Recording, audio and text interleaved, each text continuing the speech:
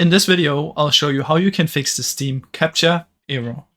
Now sometimes it's stuck, or even if you press correctly, it still says it's an error for some reason.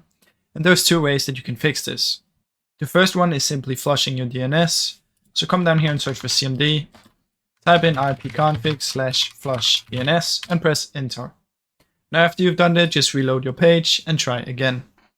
Now the other thing you can try, and this is what works for a lot of people, is instead of doing this on your PC, what you can do is simply take your phone and try and do it from the phone.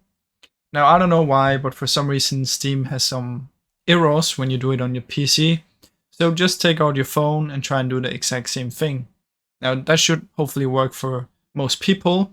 And if it doesn't work, another thing you can do is just come down here, open network and internet settings, change adapter options, right click, disable, and then enable your internet again. Now I really hope any of these three issues helped you. If they did, please leave a like and subscribe, as it helps me out a ton. Thank you so much for watching.